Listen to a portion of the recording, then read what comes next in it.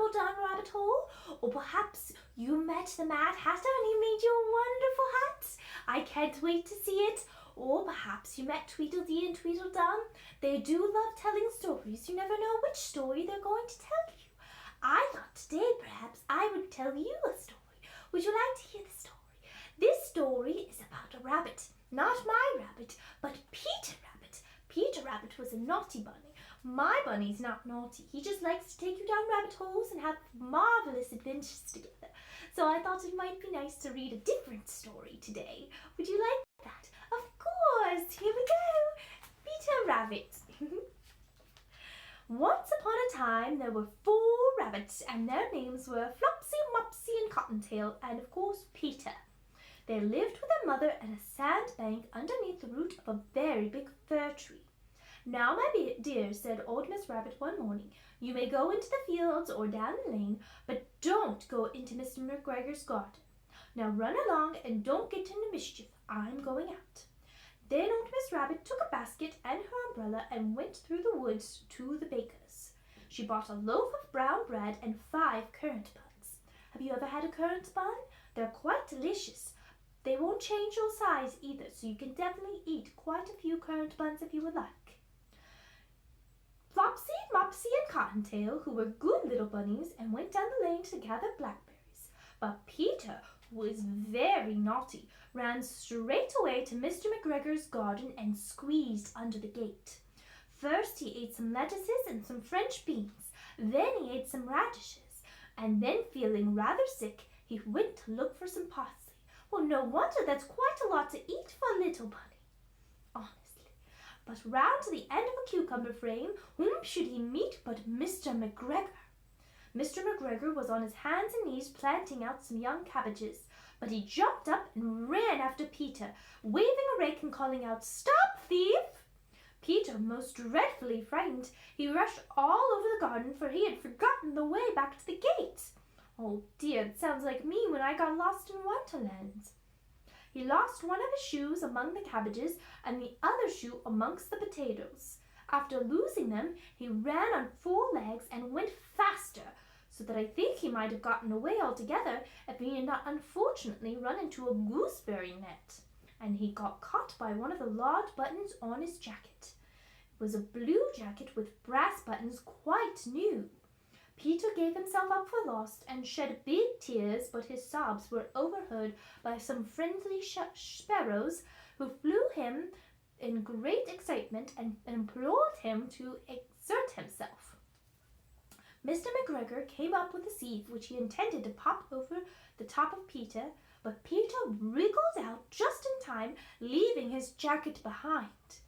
And he rushed into the tool shed and jumped into a can. It would have been a beautiful thing to hide in if it had not had so much water in it. Mr. McGregor was quite sure that Peter was somewhere in the tool shed, perhaps hidden underneath a flower pot. He began to turn them over carefully, looking under each of them. Presently Peter sneezed. "Kerchoo!" Oh my! Ever heard a rabbit sneeze before, have you? I think it must be an interesting thing to hear. Mr. McGregor was after him in no time, and tried to put his foot upon Peter, who jumped out of the window, upsetting 3 plants. Have you ever upset a plant before? I've talked to them before. They can be quite unkind. Sometimes they even call you weed. It's quite not nice, I'd say. Maybe perhaps a wildflower, but not a weed. Oh my! He tried to put his foot upon Peter, who jumped out of a window, upsetting the 3 plants. The window was too small for Mr. McGregor, and he was tired of running after Peter. He went back to his work. Peter sat down to rest. He was out of breath and trembling with fright. He had not the least idea of which way to go. Also, he was very damp with sitting in that can. After a time, he began to wander about, going lippity-lippity, not very fast, and looking all around. He found a door in a wall, but it was locked, and there was no room for a fat little rabbit to squeeze underneath. Have you ever had a locked door? I did. It was quite unfortunate. First I drank the bottle, and then I shrunk down, and I realized I needed the key, and I had to eat the cake, and I became way too big. Have you ever had that happen before? It's quite unpleasant. An old mouse was running in and over the stone doorstep, carrying peas and beans to her family in the wood. Peter asked her the way to the gate, but she had such a large pea in her mouth that she could not answer. She only shook her head at him. Peter began to cry. Sometimes that's what happens when you're sad, doesn't it? Then he tried to find his way straight across the garden, but he became more and more puzzled. Presently he came to a pond where Mr. McGregor filled his water cans. A white cat was staring at some goldfish. She sat very, very still. But now and then the tip of her tail switched about as though it were alive. Peter thought it best to go away without speaking to her. He had heard about cats from his cousin, little Benjamin Bunny. He went back towards the tool shed, but suddenly, quite close to him, he heard the noise of a hoe. Scritch, scratch, scratch, scritch.